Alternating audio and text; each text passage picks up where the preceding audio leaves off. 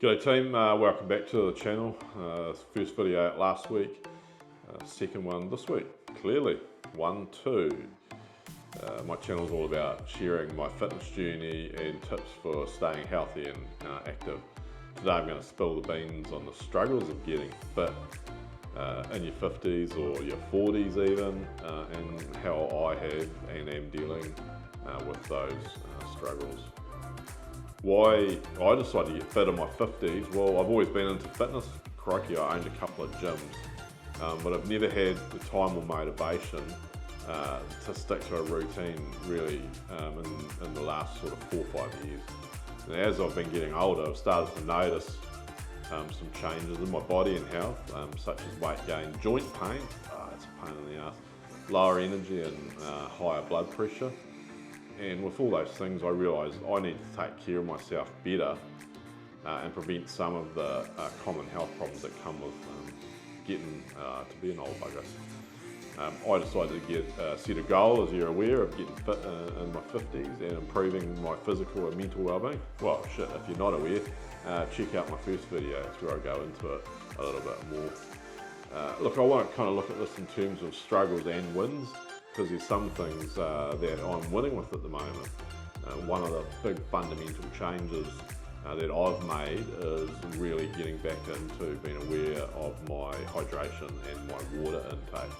So I'm upping, I've upped at least to 2.5 to 3 litres a day. Man, what a difference. If there's one thing I can highly recommend, just do that. You'll notice a difference in energy levels, mental clarity, and a whole raft of other things. You should have stopped knocked the alcohol on the head. It's probably helping, but water is really important. One of the things is finding the right type of exercise too that kind of suits your abilities and preferences.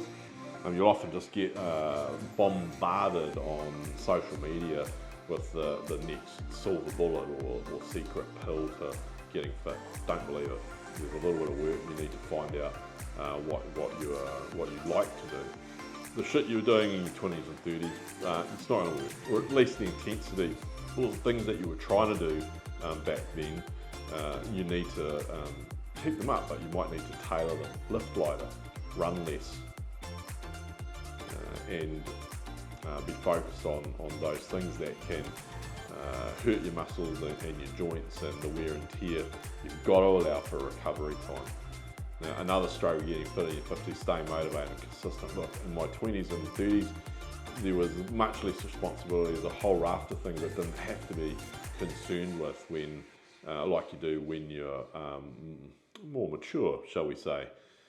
It can be hard to find the time and energy.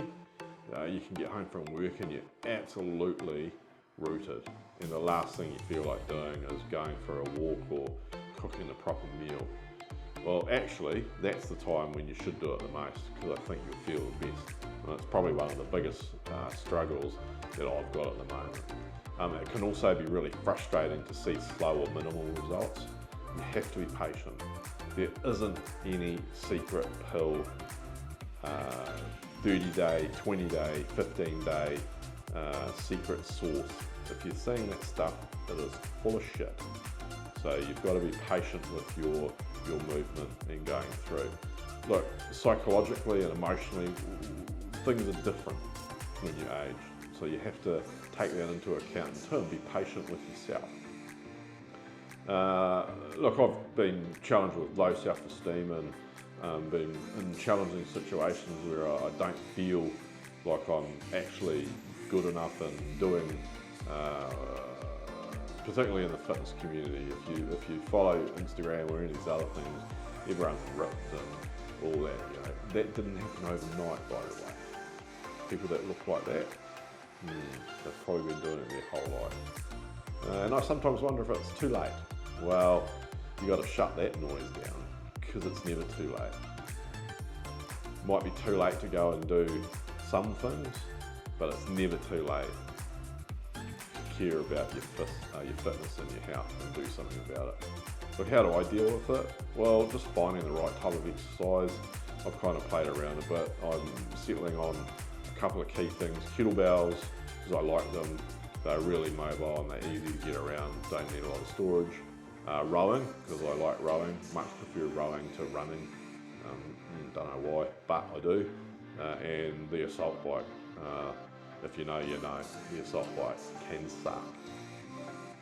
And look, there's, as I mentioned in my earlier video, getting and looking after your mobility and your flexibility. This isn't just stretching before you go for a run by putting your heel up on the bench and, you know, bouncing onto your hamstrings. It's actually spending some focused time in doing so. I'm struggling with this a little bit, but you know, getting into the rhythm of it. But I will, and that will be a winning moment. Staying motivated and consistent. Like I'm just changing one or two things at a time. Water, nutrition, get them dialed in, then focus on the next thing. Don't try and do it all at once.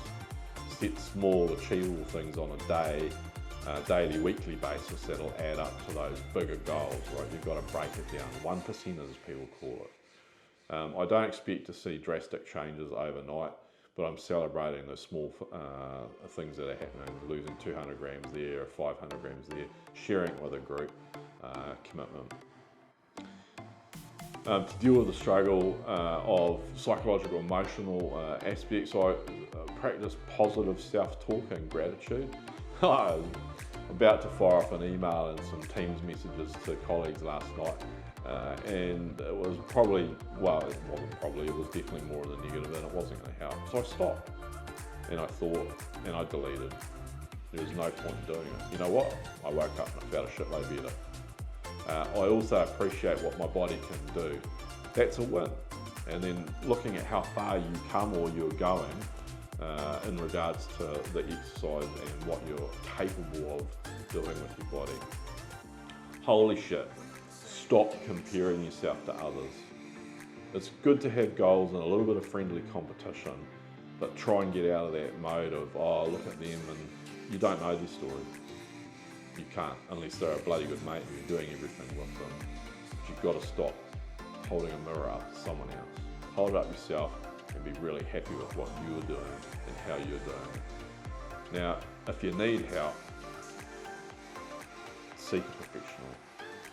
Whether it's fitness, whether it's nutrition, whether it's a mental health challenge, get some advice from someone you might trust, and if you have to, pay for it. It brings about a bigger commitment. Look, that's it for today's vlog. I hope you found it helpful, a little bit entertaining. If you did, give it a thumbs up, you know the drill. Click like and subscribe. I shouldn't be bloody saying that, but you know, I'm a YouTuber now. Let me know in the comments what your struggles and wins are for getting fit as you're getting older. If you're in your 50s like me, I'm all open to hearing about it. Thanks for watching, and I'll see you in the next one. Cheers.